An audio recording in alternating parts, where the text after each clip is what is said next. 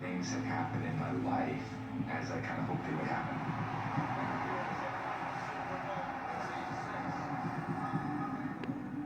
It's been just a complete evolution. You know, how I just kept fighting and clawing to continue to power forward. Defense inside out. He knew every single position. On the game field, he makes it seem like everything's deja vu because of our preparation. He was kind of that common ground for every position. So yeah, we knew we had pieces. In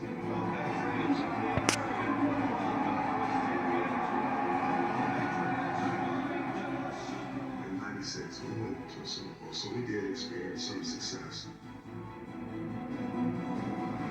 Let's go back to throw. Here they come after me. And he does run up the sideline. And now maybe it's over. Honestly, the Super Bowl to me was a blur. As a young player and you've never been the one, you don't know what to expect, you can get pulled in a lot of different directions. I had a lot of family there. I used all my tickets.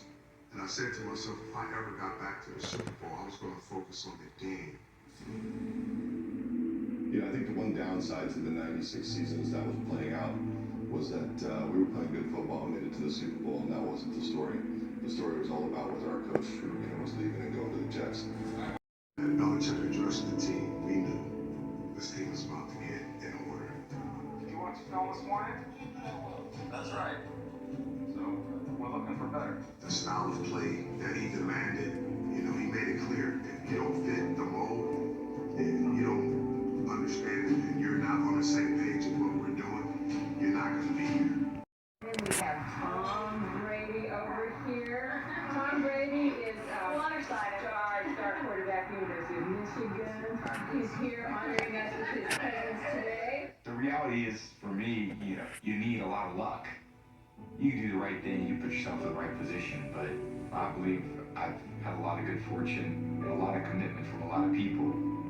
So, I was a kid growing up that went to every 49er game that I could because I just loved playing football, and I drew up plays in my notebook. The dagger, the secret weapon. Everybody knows I have a pretty strong arm, which is good. I'm pretty accurate with it.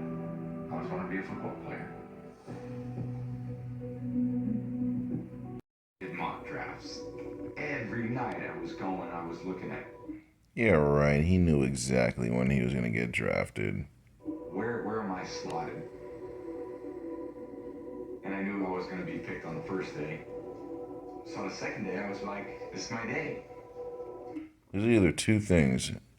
His dad either told him exactly when he was going to get drafted, or they just kept this all a secret from him so he would be oblivious to it all. There's only two ways that would go. And after the 5th round, I would look and I was like, oh my God, these teams don't pick again. Like, at least another 2 hours before I even have a chance. Yeah, he's either playing us right now, or his dad just kept this all a secret from him. Yes. Finally, the phone rang. And it was the Patriots. Sitting downstairs in my living room with my parents. That's what his dad wanted. He wanted him to be a late draftee that turned into the best player ever. Because if he was a first overall pick, it wouldn't have been that great of a story. What makes the story so great is he was the pick 199. That's what makes Tom Brady so great. And everyone was excited. And I remember my dad opened a bottle of champagne, not even realizing where New England was. I mean, I was like, New England Patriot. Please, your dad knew exactly where New England was. He's just saying that to play to the story. His dad knew who Robert Kraft was. His dad is a private owner in the NFL. He's a billionaire. I mean, I didn't know, where is that? When your dad is a billionaire, you don't understand. Like, your dad has pull around the country. Like, your dad knows things that you will never know. Your dad knows confidential things when you're a billionaire. 5-2-5-40. New England's offense already designed for Bledsoe. Now, I don't think a lot of people was talking about the 6th round pick at the time. Just a skinny little twerp out of Michigan. I didn't perceive him as a threat. You just want to throw so you get on TV, huh? Yeah. At the time, our defense was like the foundational spirit of the football team. After about the 3rd year, I kind of catapulted myself into the upper echelon.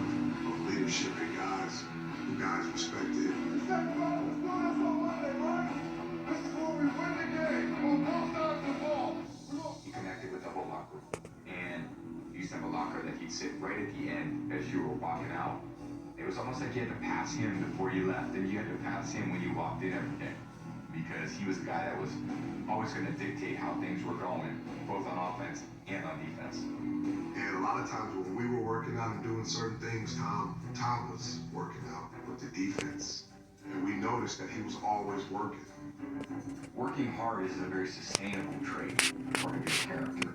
If you don't have that, at some point the talent does wear off, and you're drafted based on your talent or your potential, but the sustainable part about talent and potential is working hard. Only when you're Tom Brady. Guys who were ahead of me were always physically way more gifted than me. I had to make up a lot of ground physically in order to catch them. So if that's the case, then why are you leading in every passing category known to man, if that is truly and utterly the case? Can anyone else make sense of that? I can't stand it. Run it again. Hold on to run it again, Brady. At that time, he's just Tom Brady, backup, second or third string quarterback. And we're back on SportsCenter for news concerning Drew Bledsoe. His contract with the Pats is redone, $103 million over 10 years, the richest deal in the history of the NFL. It virtually assures Bledsoe will be a Pat his entire career. When I signed my 10-year deal leading up to that season, that was it. I was going to be a Patriot for life and play out that contract and hope. Little did he know. They ride off into the sunset successfully. Oh, he rode off in the sunset, all right. Drew signed, I was like one of the first $100 million deals, so we're all blown away. If you get that much money, it's saying that the organization believes in you and you're going to be there. And we was like, all right, well, we got our quarterback. Drew obviously. Oh, you guys had your quarterback. It just wasn't him. He was, the franchise quarterback and one of the toughest guys I've ever been around. What they did to Drew Bledsoe is a complete and utter disaster. Like, they didn't have to do that to Drew Bledsoe, man. Because they knew all along what they had with Brady and what they were going to do with Brady. They should have never signed that deal with Bledsoe. They should have let him go off to the free agency and do this thing right. They really ruined him, like, physically, mentally, emotionally, in every way. They destroyed this man. You guys have no idea. You guys really need to read up about Drew Bledsoe and how he fared after New England. Mentally, physically, very gifted. He's got incredible arm strength and accuracy. If it's so incredible, why did they ship him off? And why weren't you his backup? It's so incredible. Incredible means unmatched. So that means incredible means he was better than you. So why were you playing over him? Great demeanor about him. He's very calm nature.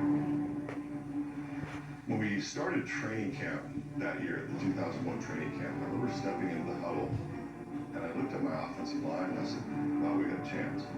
We had some dudes. So I really had great high hopes for that season going in. Really did. I really felt like with the offensive line that we had a chance to do something special. My feeling is that we were talented, and we can compete. We're tough, we're physical. Everybody's starting to buy in, to what Belichick wanted as a team.